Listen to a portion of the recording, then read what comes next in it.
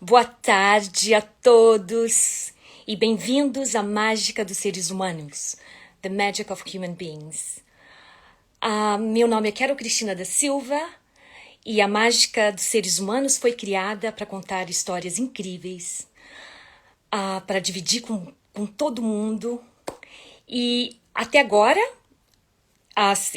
oi Ingrid, oi P, oi mãe, eu tô fazendo em inglês, mas hoje pela primeira vez vai ser em português e com a incrível Lúcia Passos. E eu quero, antes de começar, eu quero falar essa frase: a música é o caminho que liberta a alma. Milton Lima. E agora vamos convidar a Lúcia Passos.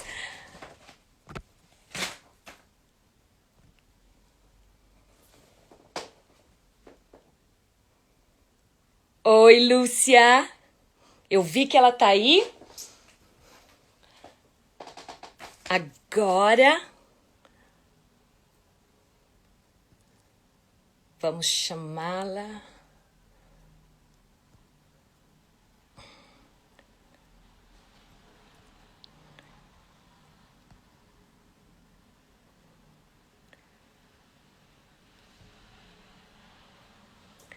Lúcia.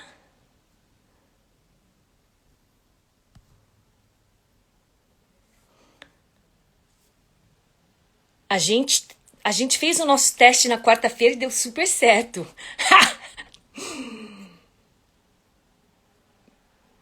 Então, vamos ver. Eu estou procurando aqui.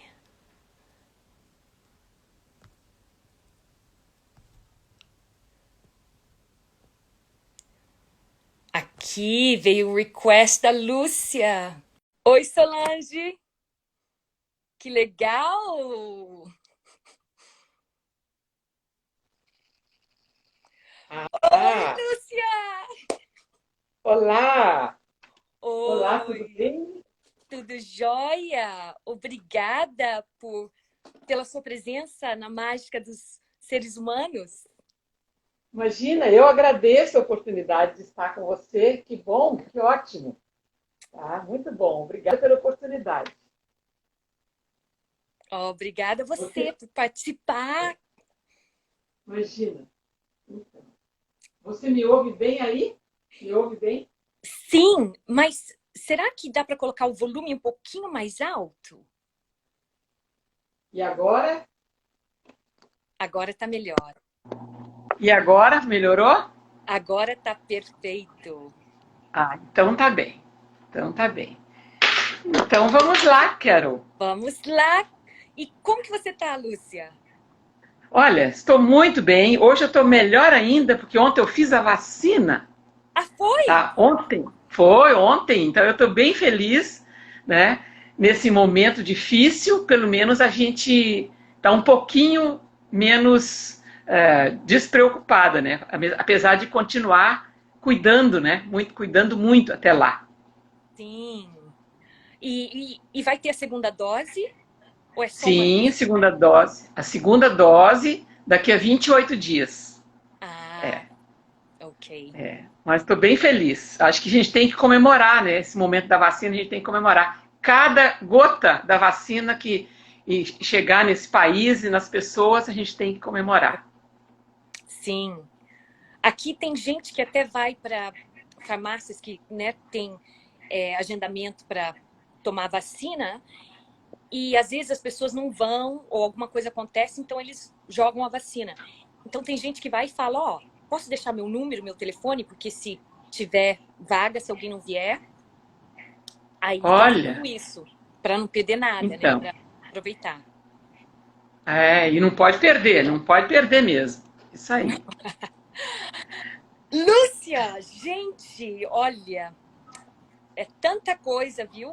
Essa tua vida incrível, maravilhosa, que eu fiquei assim, como que a gente vai, como que a gente vai falar sobre isso? Então, acho que a melhor maneira é você, se você pudesse contar um pouco da onde você veio, de como que Sim. você se achou na música. Tá. Bom, eu nasci em Minas Gerais, né? No interior de Minas Gerais. E a minha família inteirinha gostou sempre muito de música, mas não tivemos nenhum músico que seguisse a carreira.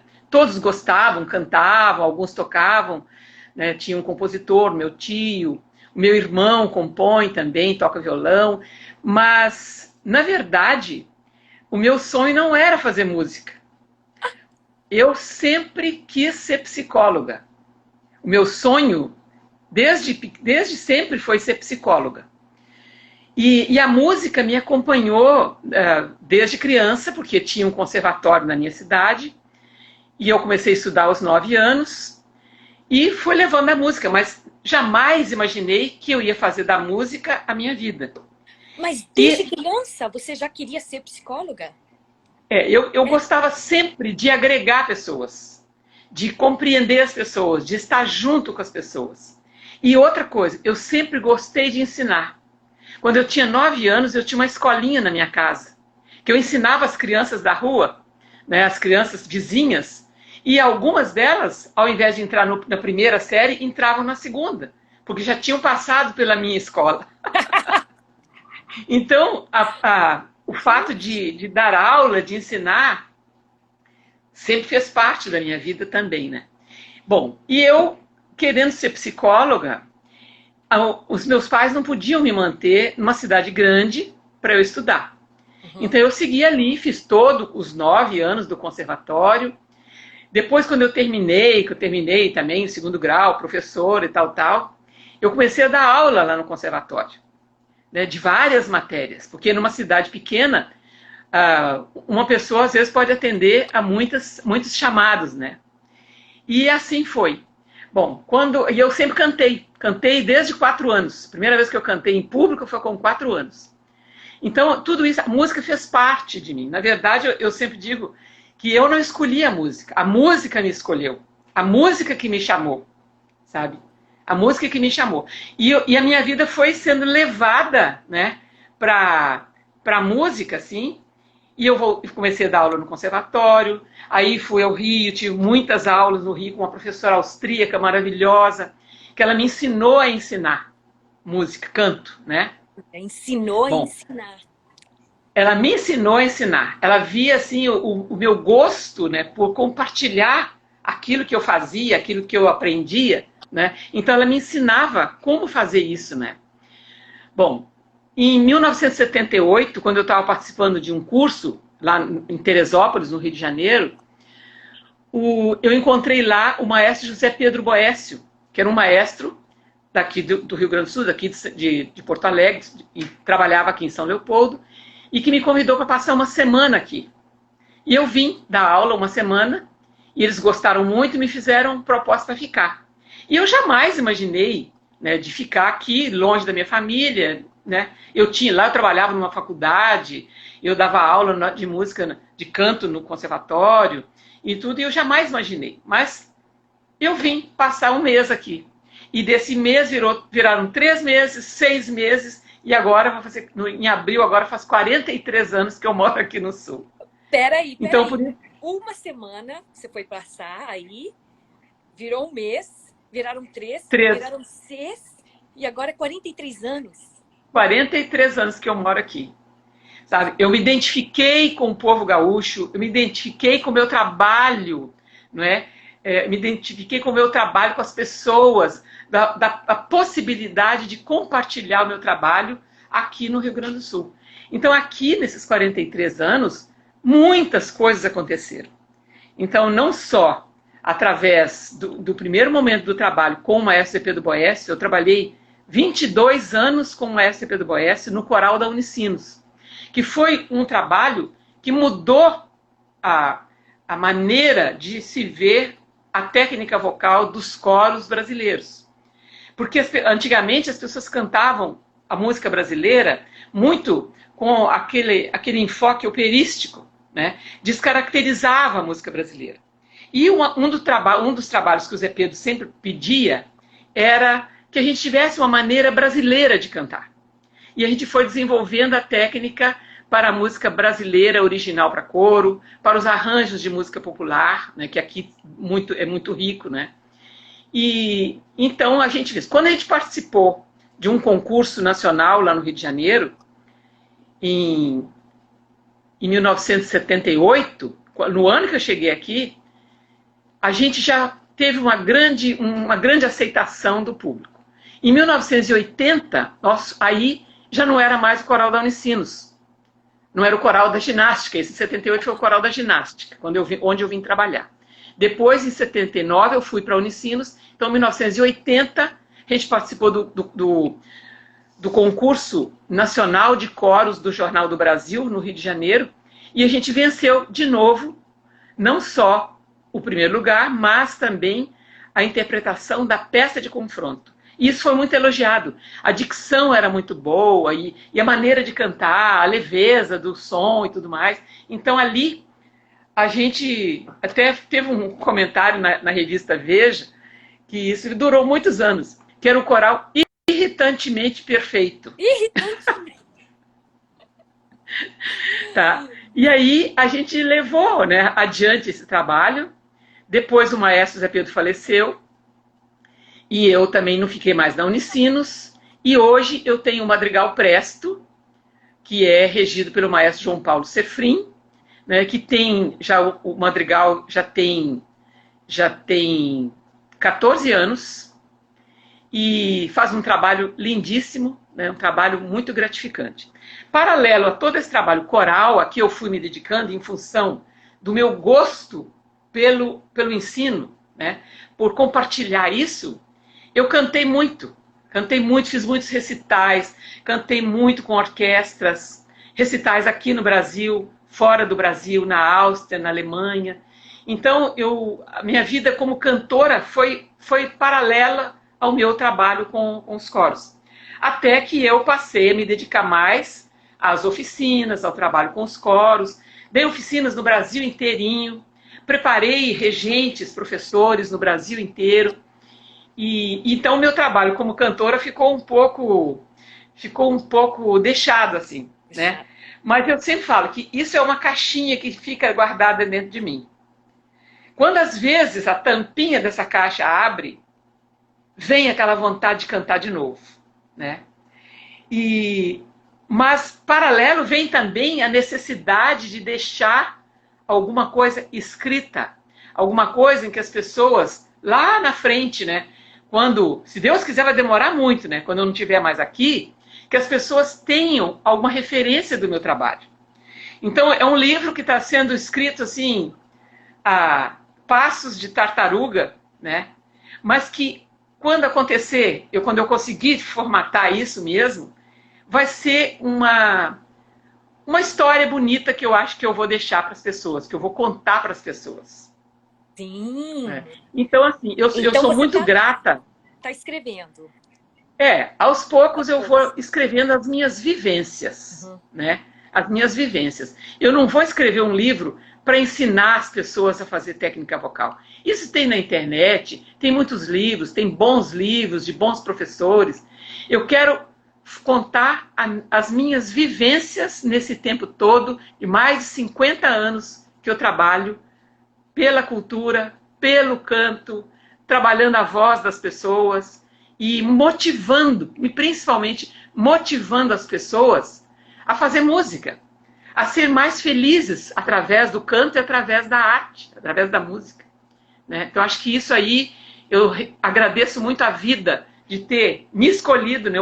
A música ter me escolhido, e eu poder compartilhar, poder dividir com as pessoas isso que eu faço, isso que eu sinto. Olha aqui, tem alguém que escreveu quem faz aula com a Lúcia entende o que é uma verdadeira terapia de cura pela música. Então, meu Deus, que responsabilidade, né? Muita responsabilidade. Isso me leva a pensar do que você falou, que quando você era criança, que você queria ser psicóloga, e de certa forma parece que a psicologia entrou na tua música. O que você acha? Eu acho assim que tudo varia, né? Uma aula de canto, ela pode ser dada de várias maneiras. Uma coisa é você pegar o cantor e fazê-lo cantar. Cantar, cantar, cantar, cantar. Mas a voz não é isso só. É muito mais que isso. A voz é a pessoa. Entendeu? A voz é a personalidade da pessoa. Quando a pessoa canta, ela se exprime através da voz. Ela se mostra através da voz. Não adianta querer esconder que a voz mostra, né? Então, na minha maneira de trabalhar, eu procuro sempre deixar que essa voz, esse sentimento, essa pessoa se manifeste. Uhum. Tá? Que ela não apenas repita, não apenas copie o que ela já ouviu, ou o que eu estou dizendo. O professor de canto, a gente não pode ensinar a pessoa. Você tem que dar os caminhos para que ela se descubra. Eu já tive alunos que começavam a chorar quando vinha a voz, que é uma voz desconhecida, que deixava de ser uma cópia, né, para ser a voz dela, né, aquela voz. Então, às vezes, eu tive uma aluna que ela falava assim: ai, professora, parece que tem alguém cantando aqui e eu estou sentada ali. Porque era uma voz diferente. É uma voz que vem da alma, é uma voz que vem nova. É uma voz realmente que a pessoa não conhece. Mas ela tem que permitir que essa voz brote, que essa voz desabroche, que essa voz venha, né? E só assim você vai chegar nas pessoas. Ouvir um recital onde a pessoa apenas ouve e copia e passa para as pessoas, chega, é bonito, claro. Mas ela tem que ter alma. Tem que tocar lá. A voz tem que ser lá do fundo, tem que ter alma, né? Então, esse é o trabalho que eu proponho e que eu gosto demais de fazer. Quanto mais pessoas se entusiasmarem a conhecer sua voz, né, a cantar de uma outra forma, né, e isso aí é que me gratifica, é isso aí que me deixa feliz, sabe?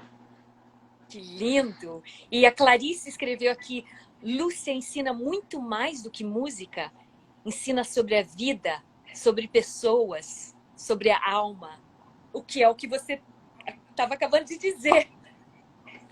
Pois é, então, eu acho isso. Então, eu tenho a felicidade de ter do meu lado muitas pessoas que me procuram porque entendem, porque querem isso, né? Algumas pessoas talvez queiram apenas cantar, né? Mas não tem como, na minha maneira de ver, eu não tenho como fazer um trabalho assim de repetição. Momomô, papapá, ioiô e deu, não. Atrás disso... Atrás dos exercícios, né, Sim. é que a gente vai construindo o som, né? Os exercícios são uma ponte que te levam a uma interpretação bonita, a conhecer o texto. Isso é outra coisa que eu gosto demais, é conhecer o texto, é trabalhar o texto. Porque cada palavra tem um sentido, cada frase tem um sentido, né? E para perceber esse sentido, você tem que articular bem. Você tem que compreender isso. Até no apoio, por exemplo, você vai falar as palavras, a sua inflexão, o seu apoio corporal, ele vai te mostrar como você vai chegar nas pessoas. Se eu falo a palavra música, tem que ter música nisso aí. Sol, tem que brilhar, né? Se eu falo murmúrio, ele tem que ter um murmúrio. Então, cantando, a pessoa tem que entender. Seja no idioma que for. Você tem que entender. Porque senão você vira um papagaio que apenas repete, né? Olha! Então, e outra coisa, esse trabalho que com um aluno que você falou para mim, que é tipo... então, peraí. De desafinado, existe gente desafinada? Olha, na minha concepção, Sim. Só existe desafinado quando ele tem um problema fisiológico. Aham. Por exemplo, se ele não consegue processar aquele som que ele ouve. Ele pode até ouvir, mas ele não consegue processar. Então ele não consegue emitir o som. Ou se ele tem um problema na laringe, um problema vocal, que ele mesmo ouvindo, mesmo processando, a musculatura não responde, né? Então ele não consegue atingir aquele número de vibrações que vai afinar determinadas notas. Então, para mim, o desafinado não existe, né? É questão de trabalhar a voz da pessoa, né? Fazê-la compreender o que ela está ouvindo e, aos poucos, ela vai emitir o som que ela ouve. Eu tenho muitos momentos em que eu já passei, né? Muitas pessoas que eu ajudei. Eu tinha um cantor que ele afinava só 3 sons. Só. Fá, Sol, Lá. 2. Dali para cima ele desafinava, dali para baixo ele desafinava. Mas ele ouvia, só que ele não conseguia emitir. Uhum. Então, isso é um trabalho muscular. É um trabalho que você vai conquistando. Você vai conquistando. Você vai ampliando aquela percepção. Você vai trabalhando a musculatura. O que aconteceu com esse rapaz? Ele era muito persistente, e é muito persistente. Nem sei, de repente ele está até ouvindo. Mas ele se tornou um cantor. Ele gravou CD. Ele faz shows, né? Então isso para mim foi maravilhoso, né? Eu tive um outro caso de uma dupla sertaneja, que um deles era muito afinado, o outro não. O outro oscilava. Por quê? Ele não tinha controle muscular, ele não tinha controle da respiração, não é? Ele não articulava da maneira necessária. Então eles vieram para trabalhar comigo por causa desse aí que era desafinado. E o outro era super afinado, né? No fim, esse que tinha problema, ele ficou mais afinado do que o outro. Por quê? Ele passou a perceber mais. Então, eu acho que o professor de canto, ele tem que orientar a essas pessoas que precisam. Aquele cantor que canta super bem, ele não precisa muito de nós, como professores, né? Ele já canta bem. Então a gente vai lapidar uma coisinha ou outra. Mas o mais legal, o mais gratificante, é você pegar uma pedra preciosa que vem toda rústica, vem toda escura, que você não sabe que pedra é, você não sabe se ela tem valor ou não, que cor ela tem, e você vai lapidar essa pedra. Aí você vai conhecer realmente que pedra é essa, que valor ela tem. E isso é a gratificação que o professor tem quando ele trabalha com um aluno que é desafinado, entre aspas, né? Então, para mim, o desafinado não existe, é questão de trabalho. Exige muita dedicação do professor, paciência, e exige também paciência do aluno. Uhum. Né? Outra coisa, eu tive há um tempo atrás um aluno que não afinava nada. Não afinava nada, absolutamente nada. Eu dava um modelo, um exemplo ou uma tonalidade e ele não fazia nada. E um dia eu bati um som qualquer que era bem agudo, muito agudo, e ele afinou. Aí eu fiz outro som bem agudo e ele afinou. Aí eu fui para um som grave e ele desafinou. Então o que eu fui descobrir? Que ele, quando ele era criança, ele tinha otite de repetição, otite de, assim, seguidas. E ele perdeu a percepção da cóclea. Então ele só percebia os sons agudos. Os sons graves ele não percebia. Uhum. Então o que eu comecei a fazer? Eu dava o exemplo lá em cima no agudo e ele cantava no grave. Até que eu fui aproximando as tonalidades, a tessitura, até que ele conseguiu perceber. Então ele percebeu como? Pela musculatura.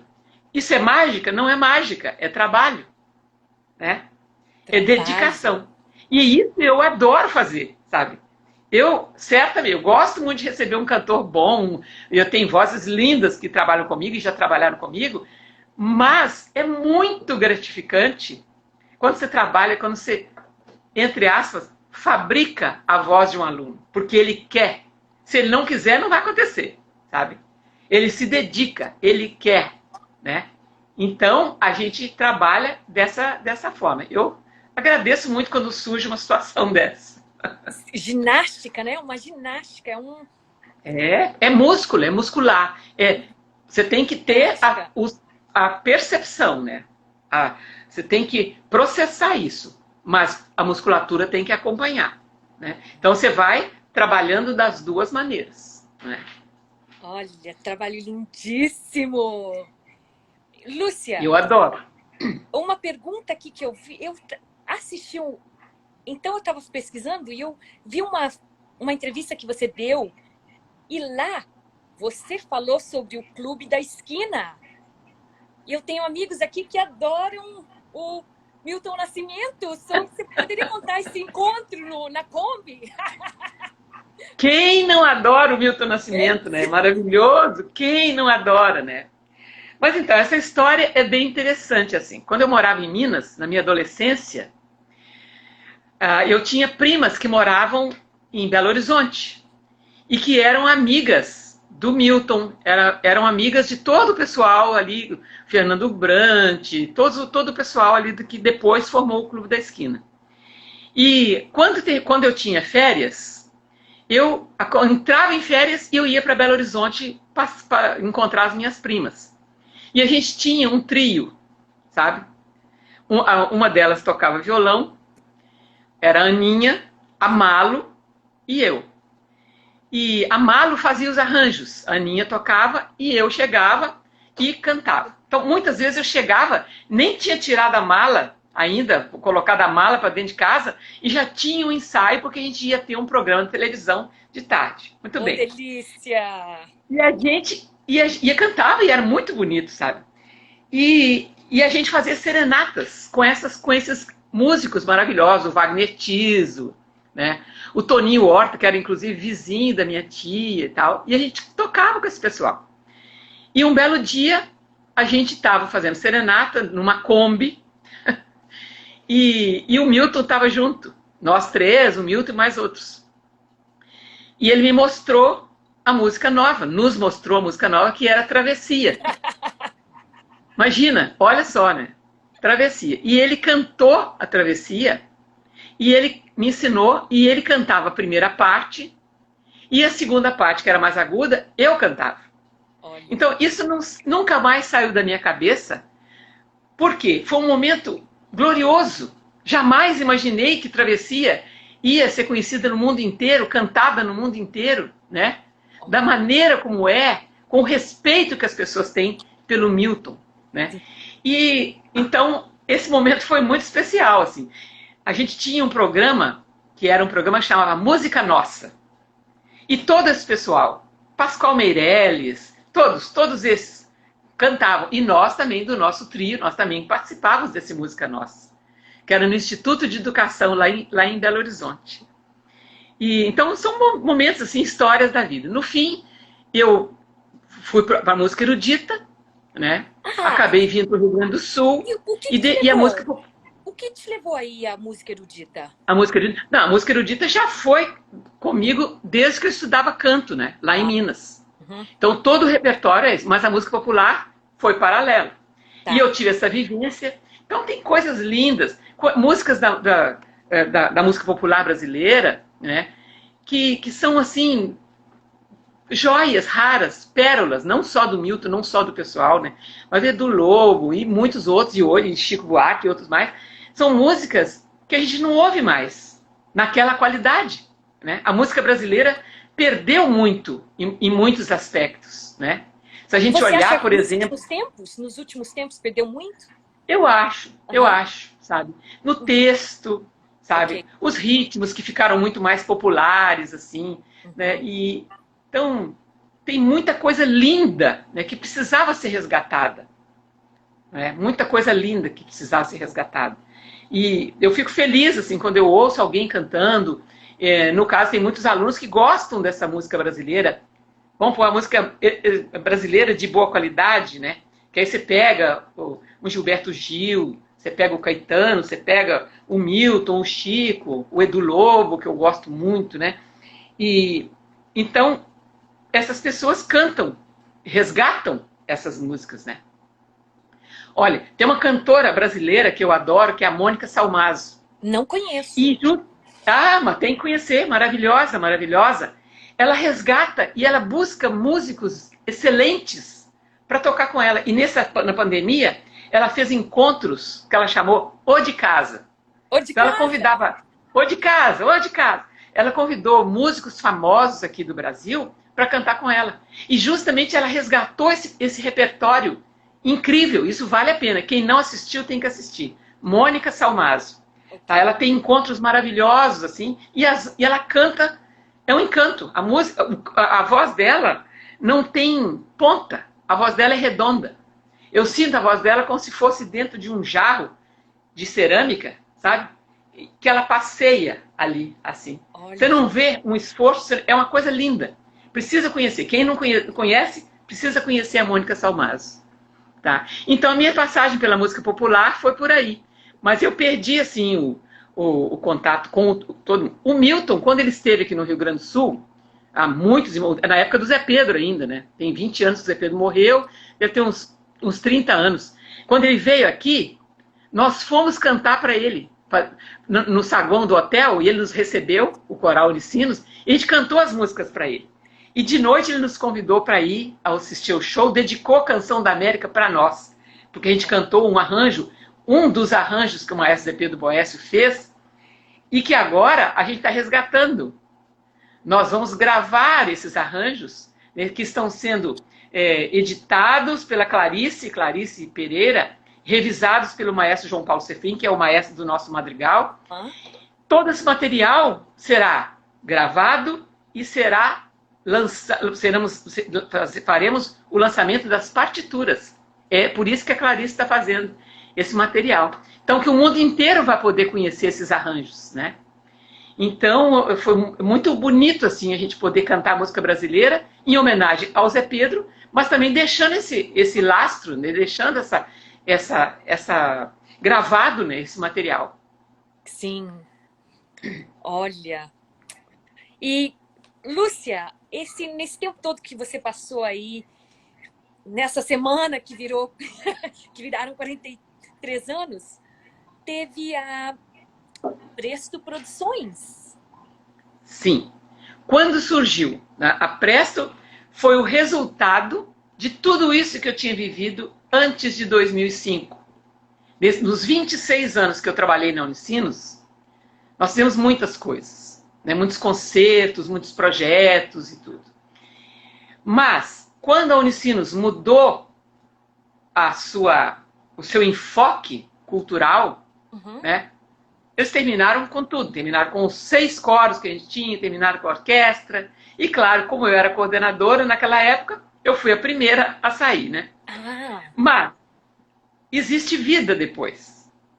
O que eu fiz? A gente criou a Presto, que eu já tinha essa empresa com uma outra amiga minha, que também é regente, a Agnes, que depois a gente parou a empresa. Mas, quando eu fui demitida da Unicinos, eu reativei a empresa e fui ampliar. Comigo, eu trouxe primeiro os músicos da orquestra que estavam sem lugar para trabalhar. Então, eles vieram comigo para dar aula particular. Depois, cada um arranjou uma orquestra e foi embora. E eu fiquei sozinha. De novo? Mas isso me deu impulso. E daí veio o Ailton Abreu, que é meu sócio hoje, que nós começamos a pensar. E ali, a Presto, eu sei que a Presto, que é uma produtora, Presto Produções e Promoções Artísticas, né? Então, Presto, ela é uma fábrica... O que significa? Você me falou antes, Presto. Tá. O que significa? Então, Presto é um andamento rápido, eficiente, né? Firme. E presto, de prestar serviço, de prestação de serviço. Então, a gente uniu essas duas coisas e ficou Presto, né? Presto Produções. Então, ali eu falo que a Presto é uma fábrica de sonhos. A gente não para nunca. A gente não para nunca de fazer projeto. E ali a gente atendeu, a gente ofereceu assessoria para muitos coros, para muitos professores. A gente fez muitas oficinas, né? Como eu já fazia antes, na época, antes de eu ter a Presto, no tempo da Unicinos, a Funarte promovia os painéis de regência e os laboratórios de regência. pelo Brasil todo, né? E eu participei da maioria deles. E trouxe aqui para São Leopoldo muitas alunas para fazer um trabalho específico de técnica vocal. Então elas passavam uma semana aqui comigo, estudando, acompanhando o meu trabalho nos coros, e voltavam para sua cidade para multiplicar essas informações. Olha que lindo! Tá? E depois, de tempos em tempos, a Funarte me levava para esses locais para conferir o trabalho que tinha sido realizado. Então, foi uma maneira de disseminar um trabalho vocal, de técnica vocal, dessa forma pelo Brasil todo, né? Bom, quando eu já tinha a Presto, junto com o Ailton, em 2006, a Presto está fazendo 15 anos esse ano. 15 anos de muito trabalho, muita alegria, muitos sonhos realizados. Aí a gente começou a fazer as oficinas pela Presto. Fiz oficina de preparação de professores de técnica vocal aqui no Rio Grande do Sul, né? Oficina para cantores, né? Aí a Petrobras tinha muitos coros, então a Petrobras me levou para o Rio para trabalhar com todos os regentes de coros da Petrobras. Agora eles também não têm os coros, infelizmente, né? Se tiver um ou dois, não sei agora quantos tem, mas isso também foi. E a Presto continua fazendo isso. Os laboratórios, as oficinas, né? Os congressos. Nós tivemos um congresso no ano passado, em plena pandemia, que foi uma loucura. Porque foi um momento que a gente não sabia o que ia acontecer, né? A gente não sabia para onde a gente ia. Ninguém sabia. E aí a gente tentou juntar alguns regentes para discutir esse momento, né? O que a gente ia fazer nesse momento. Isso foi em julho do ano passado. No fim, as pessoas foram se agregando. Nós tivemos 2.630 pessoas inscritas no nosso congresso. Uau! Foi incrível. E daí as pessoas se animaram a fazer os seus próprios encontros, os seus próprios congressos. E a gente, como Presto, né, nós ficamos muito felizes que nós somos pioneiros. Nós agregamos as pessoas e dali elas se abriram, né, e continuaram até hoje. Então, a Presto é uma casa dos sonhos. É uma casa e foi criada para isso. Para que as pessoas tivessem na Presto um ponto de referência.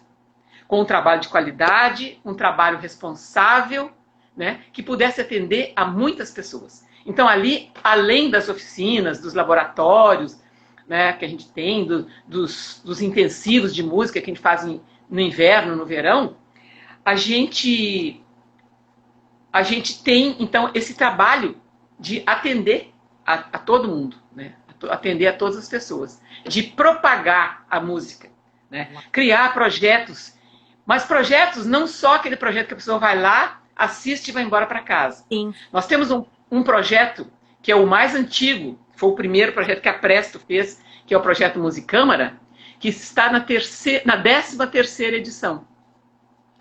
Esse projeto, ele começou em São Leopoldo, com um concerto mensal, pela Lei de Incentivo à Cultura, Lei Rouanet, né? E com toda a dificuldade, a gente foi levando o projeto com um concerto mensal em São Leopoldo. Depois, a gente conseguiu fazer em mais 2 cidades. Hoje nós somos 4 cidades aqui do Vale, aqui próximo. Então, o concerto que é realizado em São Leopoldo, realiza na outra cidade. No outro mês, São Leopoldo, outra cidade. E assim vai. Então, todas as cidades, quer dizer, as 4 cidades já têm esse ponto, né? E esse ponto de encontro com o projeto Musicâmara. Então, nesses 13 anos do Musicâmara, muitos músicos brasileiros, gaúchos e estrangeiros passaram pelo nosso projeto. Olha né? só. E no ano passado, como a gente teve a pandemia, a gente passou a gravar os concertos e passar, então, online. Então, o projeto continuou, porém, online. As pessoas assistem das suas casas, né? E a gente deseja, né? Agora estão gravando outro material. Em abril será gravado um outro material, né? E a gente não pode pensar que vai acabar aqui, de jeito nenhum, muito pelo contrário. Nós temos que pensar na frente. Nós já estamos programando coisas para o final do ano. Olha, Nós temos concertos para o final do ano. Temos já projetos que nós estamos trabalhando com empresas, parceiras, para 2022. e Então outra a gente não pode coisa, fazer. a pandemia, vocês, então, pela pandemia, esse congresso foi feito online. De repente, vocês viram, gente, a gente pode... Quanta gente que a gente pode entrar em contato, né? Sim, Então, nós tivemos a minha live no congresso, tinha 700 pessoas participando. Do Brasil inteirinho e do exterior. Assim, nunca baixou de 300 pessoas. olha, Sabe? Nunca. uhum. Sempre 300, 350. Sabe? Nunca passou as lives que nós fizemos no congresso. Né? Então as pessoas se animaram. E eu acho que é isso. A gente tem que... tudo que a gente faz na vida, a gente tem que levar para as pessoas para motivar que elas também façam. Sabe? E é esse o papel nosso da Presto, de prestar serviço, de ajudar as pessoas. Né? E a Edna escreveu aqui, Lúcia, és maravilhosa e espalhas somente sementes do bem, incentivos, despertando e valorizando a música, a arte, a voz de cada uma, a voz da alma. Gratidão pela tua existência, persistência e amor. Uau! Que lindo, obrigada. Obrigada, Edna. Persistência, Lúcia. É o que não falta, que chega a ser teimosia. É mais teimosia, né? Que a gente vai em frente. Todas as coisas que a gente fez na Presto, a gente cuidou sempre com muito carinho. E a maioria dos projetos que a gente criou e realizou, a maioria deu certo. Né? Uma coisinha ou outra que pode ser modificada, pode ser melhorada, mas a gente realmente chegou em muitas pessoas. E eu acho que é isso. Né?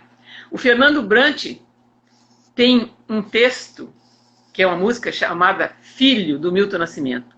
Quem já me ouviu, quem me conhece, quem já participou das minhas oficinas, sempre me ouviu falar nisso, que é o lema da minha vida, que é, o texto é assim, ó, toda vida existe para iluminar o caminho de outras vidas que a gente encontrar. Yes. Tá? Eu acho que se a gente conseguir iluminar o caminho de outras vidas, a gente está cumprindo a missão, a nossa missão. Uau! Né? Então, esse é o lema da minha vida. Muitas vezes, que eu às vezes sou criticada também, eu penso mais nos outros do que em mim. Talvez não seja... Não vou falar que é erro. Eu sou assim, né? Mas, nesse momento, no fato de passar para as pessoas, eu também ganho. Eu também sou beneficiada, né? Então, eu acho que é isso. A vida é uma troca, né? Você tem que compartilhar e motivar as pessoas. Eu acho que é isso. E, Lúcia, o que você está falando agora, e foi exatamente por isso que eu criei a Mágica dos Seres Humanos.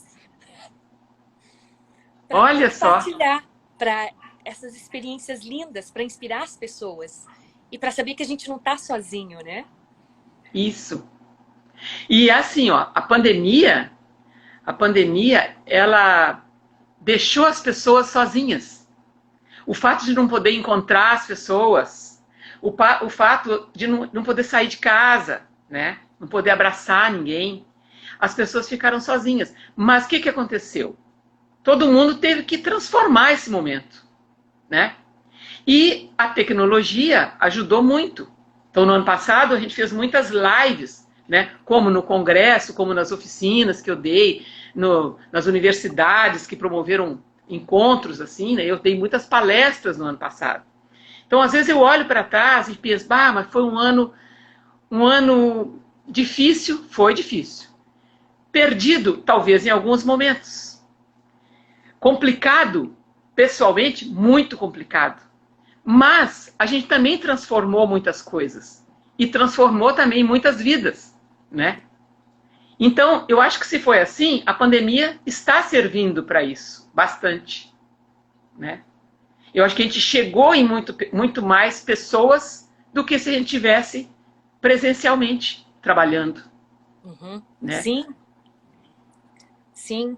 E outra coisa que também achei interessante, que já tinha muitas pessoas sozinhas antes da pandemia. Porque a gente estava num mundo tão rápido, num mundo tão... É, Aquele ponto que a gente estava antes também não é... Era uma loucura. Ninguém é, parava para nada. Então a gente estava sempre na ação, ação, mas o nosso eu, o nosso... Então essa parada também deu tempo para respirar e... O que está acontecendo? Quem eu sou? é, O que eu tô aqui para fazer? Claro que é, trouxe também muita coisa, coisas terríveis, né? claro. Mas também Muitas teve, perdas, né? sim, Muitas muitas perdas, perdas. muita tristeza, muito descaso, né? Muito descaso, assim. A gente não precisava chegar nesse ponto em que nós estamos hoje, né? Então, agora que o pessoal está querendo ter uma reação, assim, né? Então, houve muito descaso com a pandemia, né? Descaso com as pessoas. Mas, eu acho que, com tudo isso, a arte não parou. Não, a Né? arte não para. Não para. O artista, ele continuou produzindo, né? E se ele não conseguiu passar isso para fora, para as pessoas, isso está tudo dentro dele. Tá em ebulição. Ele vai uma hora dessa ter que mostrar isso para alguém. Seja em qualquer segmento da arte, seja na pintura, na escultura, na música, os compositores, né? Quanta coisa que está aí que as pessoas agora têm que colocar no papel, escrever, né? Pegar um bloco de mármore ou de pedra-sabão, lá de Minas, da minha terra, e fazer uma obra de arte maravilhosa, né? E também, eu acho que, pessoalmente, né, as pessoas tiveram que se ouvir, elas tiveram que ouvir o seu interior, né? E ouvir as pessoas. Porque às vezes a pessoa está pedindo socorro e pela correria da vida, ninguém dava bola, ninguém dava atenção. E eu acho que esse momento também nos colocou frente a frente com as pessoas. As mais próximas, as de casa, né? As que trabalham conosco, né? O pessoal que canta conosco. Né? Aí entra aquela loucura de ter que produzir para mostrar. Eu acho que a gente tem que pensar, não é bem isso. A gente tem que produzir sim, a gente tem que pensar antes. Antes de falar, a gente tem que pensar, né? Porque tem muita coisa guardada. Então, acho que quando a pessoa abrir a boca, ela vai falar muita coisa boa e muita coisa ruim também. Esse é um perigo. Isso é um perigo, né? Então, a pessoa fica retendo aquilo, quando ela abre, sai entre os dedos. Vai, qualquer coisa. Então, acho que foi um momento de reflexão e que continua, né, nos motivando a transformar. A pensar. Né? Eu tenho muita dificuldade com a tecnologia, eu tenho muita dificuldade e tive muita dificuldade em começar as aulas virtuais. Eu gosto de pegar na pessoa para saber se ela está respirando, para ver se ela está respirando. Eu gosto de olhar olho no olho, porque você olhando para ver se você sabe como é que ela chegou. Se ela está bem, se ela não está tão bem, se ela está confiando no seu trabalho, se não. Né? E eu tive muita resistência para começar as aulas virtuais. Mas eu fui obrigada, né? Até pelo meu trabalho profissional, financeiramente, etc. E eu tive a surpresa muito positiva de que a aula presencial, ela funciona muito bem. Então, se você encontra, a pessoa está ali contigo, só você e ela. Ela é muito mais atenta, você tem que estar muito mais atenta, né? O professor tem que estar muito mais atento. É muito cansativo. Eu vou dizer, é muito cansativo. Porque a gente tem que estar voltado para todos os detalhes. Né? Presencialmente também, mas ali muitas coisas passam. Mas não, peraí. Então, a aula, você está falando da aula pela câmera, você tem que ter... Sim. É mais cansativo, sim. Uhum. É mais cansativo, porque o controle tem que ser muito maior, né? A atenção voltada apenas para aquilo. Não pode dispersar para nada, você não pode perder. Você tem que estar olhando a boca, a língua, a respiração, você tem que ver a pessoa. Né? Então, eu tive a grata surpresa, assim, a surpresa muito positiva, de confirmar que essa possibilidade veio para ficar também. Eu quero voltar com as aulas presenciais, mas eu nunca teria te encontrado. Verdade! Né? Eu não teria encontrado a Eliane, que também é de Londres, né? E tem outra que é dos Estados Unidos, que é que é a Natália, que mora nos Estados Unidos, e tem outros pelo Brasil, eu jamais poderia encontrar essas pessoas. Lúcia, imagina Né? que loucura! Agora, exatamente ter essa conexão mundial, foi para o mundo também a aula. Pois é. E é uma coisa incrível, porque eu estava olhando, eu estava escutando uma conversa que você estava tendo com a Aires, que vocês estavam conversando, que ele, o flautista, e ele falou que quando ele voltou dos Estados Unidos, que ele veio com você para pedir aula, e você falou, mas eu não ensino flauta. Não, mas eu preciso Foi de mesmo. respiração. E quando eu fui para você ter essa aula também por respiração e canto, meu Deus, desencadeou tanta coisa. Eu recomendo para todo mundo, porque uma das coisas, a mágica dos seres humanos, eu acho que não estaria aqui hoje se eu não tivesse tido as aulas com você, porque a confiança que dá para você falar, para você expressar, é incrível, é inacreditável. Sou muito, muito grata. Então, imagina, eu fico feliz. Mas é isso que eu acho, sabe? É que a gente, o canto não é só para cantar áreas de ópera, ou cantar música brasileira, ou cantar Renascença, ou cantar... Não é. É para a saúde. Porque você passa, em primeiro lugar, a trabalhar a respiração, passa a oxigenar o seu cérebro, então a sua saúde vai ser melhor, né? Os seus órgãos vão trabalhar melhor, não é?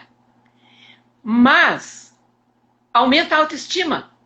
Muito. Então, se você tem a autoestima bem, em condições, a sua saúde também vai ficar melhor. Sim. Sabe? E então a pessoa vai se sentir melhor, ela vai se sentir plena, ela vai se sentir feliz, sabe? E os exercícios de respiração ajudam tudo isso, a pessoa a se conhecer, né? Conhecer a essência da sua voz, conhecer a sua alma, sabe? Uma vez eu fui dar uma aula no interior aqui, no Rio Grande do Sul, e veio uma senhorinha, ela devia ter quase uns 80 anos. E ela participava de um coro e eu fui trabalhar com os coros lá da cidade, tanto da cidade quanto do interior. Que aqui tem muitos, né? E ela disse assim, professor, ela falava baixinho assim, professor, eu vim porque o maestro falou que eu vim aprender a respirar e aprender a cantar. Eu respiro porque eu respiro. E eu canto para louvar a Deus. E eu disse para ela assim, olha, faça os exercícios e depois no final da aula a senhora vem conversar comigo. Aí no final da aula ela veio e disse assim, professora, eu estou falando mais forte agora? O meu som está maior agora. Claro, por quê? Ela trabalhou o pulmão, ela trabalhou o diafragma, ela trabalhou o corpo. E a voz vem, é como se fosse um trampolim. Ela mexeu aqui, ó, pá, a voz vem. E o som, quando ele vem, quando a pessoa coloca esse som para fora, ela pega esse som, aí sim ela pode ir para frente. Sim. Por isso que eu falo que não é só para cantar bem, não. É para a saúde, é para a alma, tá? Ó, a Eliane o canto falou, faz bem. A Eliane falou exatamente, cantar é um remédio para a alma, físico e psique. Pois então, e é mesmo, faz bem. E se aliado a isso, a gente puder fazer um belo recital, né? Se puder cantar uma área de ópera linda, quiser fazer um show de música popular com confiança, com segurança, também vai ser possível. Bônus, né? Desde que seja, sim, desde que seja com verdade, sabe? Verdade. Uhum. Tem que ter verdade. E, Lúcia, o tempo está passando tão rápido aqui e eu queria também te perguntar sobre os seus sonhos, sobre o teatro e o ônibus. Bom, os meus sonhos. Primeiro sonho é viver ainda muitos anos, né? Para poder continuar compartilhando com as pessoas o que eu aprendi com a vida, o que a vida me ensinou, né? Isso é o primeiro sonho. viver muitos e muitos anos ainda. E eu gostaria de ter, sempre tive esse sonho, mas nunca deu. Eu queria ter um espaço que fosse um auditório multiuso, tá? Que pudesse ter um ensaio de um coro, de uma orquestra de câmara, que pudesse ter uma aula de balé, que pudesse ter um espaço para uma palestra, não é? Que fosse 200 lugares, isso é um ótimo espaço, né? E que fosse acessível para as pessoas, que você não tivesse que pagar horrores para usar aquele espaço, que tivesse aberto às pessoas. Isso eu tenho um sonho, né? Para dar acesso às pessoas a esse espaço. Porque muita gente tem vontade de trabalhar, mas não tem onde. Ela não pode reunir mais pessoas. Ela quer dar uma aula de jazz, ela tem que alugar um espaço para lá. Sim. Então, talvez fosse ali também um aluguel, mas que fosse acessível, né? E a história do ônibus é a seguinte. Aqui, ó, nós temos um projeto, tivemos no ano passado e agora estão refazendo, não está aprovado ainda, mas vai ser, de criação de grupos corais aqui na cidade de São Leopoldo. 1 no centro e 3 na periferia, né? Então nós tivemos o maestro João Paulo Sefrim, que é o maestro do Madrigal, a Clarice Pereira, que era uma assistente nossa num dos coros, o Daniel Becker, que era o outro assistente. Então cada um ia no mesmo horário para o seu espaço, para trabalhar os coros, né? Uhum. E o nosso projeto era juntar esses 4 grupos num momento que todos cantassem o mesmo repertório, né? Bom, e aí veio a pandemia e nós tivemos que fazer só online. Mas mesmo assim as pessoas continuaram, né? E aí o que eu penso? Há muito tempo eu tinha essa ideia. Que fosse um ônibus que pudesse se transformar num palco. E esse ônibus pudesse ir para o canto mais longe aqui da cidade e que abrisse, sabe? Abrisse esse palco e que a gente levasse as pessoas do bairro para tocar e para cantar e que levasse pessoas para mostrar para eles várias outras coisas, que tivesse assim, a gente chegasse nos lugares. Eu acho que a arte é isso, a gente precisa compartilhar, sabe? O Milton também, o Fernando Branco também tem, toda a vida, todo artista tem que ir onde o povo está, né? Então a ideia desse ônibus é mais ou menos isso aí. É você pegar isso aí e sair quem tem condições de vir assistir um concerto no centro, que venha, ótimo. Tanto que o projeto Musicâmara, a gente vai nas escolas, conta como é que é o concerto, quais os instrumentos, qual é o período, e a Secretaria de Educação traz as crianças e os jovens para assistir o concerto. Então isso motivou muitos jovens a estudar música, muitos jovens a conhecer um outro estilo, que não só o que eles ouvem na televisão e no rádio. Sim. Né? Então, o meu ônibus cultural... Adorei, ônibus cultural. Que o Arthur Moreira Lima já fazia isso, né? Uhum. Mas aqui nós não temos nada disso.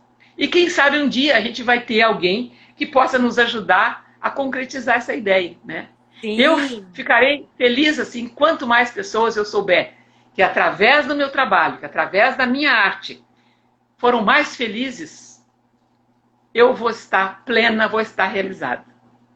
Olha, lindo demais. Lúcia, muito obrigado. Acho que o nosso tempo aqui chegou bem. Só vou fazer 2 perguntas rápidas. Se você tivesse um superpoder, qual que seria? Nesse momento, meu superpoder seria a cura imediata para a Covid. Cura imediata para a Covid. Sabe? Para o mundo inteiro. Isso seria. Se eu pudesse, eu tirava todo mundo, fazia que todo mundo respire. Olha a quantidade de pessoas que não conseguem respirar. Estão morrendo sem poder respirar. Então, imagina, né? Se eu tivesse um superpoder, que esse poder, o ar, limpasse o pulmão dessas pessoas todas e curasse. Né? Olha que a Mary mãe, já falou, com certeza já deve ter impactado muitas vidas. E se você pudesse uma máquina do de viagens, futuro, presente, aonde você iria? Olha, onde eu iria? Eu iria nas minhas raízes. Porque o que eu faço hoje são os valores que eu recebi dos meus pais, da minha família. São valores que eu pude transformar ao longo da minha vida, né? Ampliar, e que eu trago comigo até hoje. Então, eu iria nas minhas raízes, em primeiro lugar. Fantástico. Lúcia, muito, muito obrigada. E eu vou terminar com a frase que você já falou pra gente, que é: toda vida existe para iluminar o caminho de outras vidas que a gente encontrar. Lindo demais, do Milton Nascimento. Eu quero agradecer muito pela tua presença, gentileza, repartir um pouco da tua vida, do teu trabalho, da tua paixão e inspirar tanta gente, espalhar essa semente de amor e criatividade. Gratidão, Lúcia.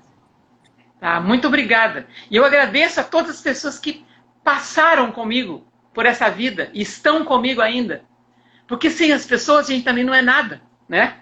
Sim. Todas as pessoas, os alunos, professores, maestros, todos que passaram comigo e me fizeram chegar até aqui. Gratidão. E gratidão a todos por ter participado. Tá. Obrigada, Carol. Obrigada, Lúcia. Bom. Até semana que vem. Sim, até semana que vem. Tchau, tchau. Tchau. Obrigada a todo mundo.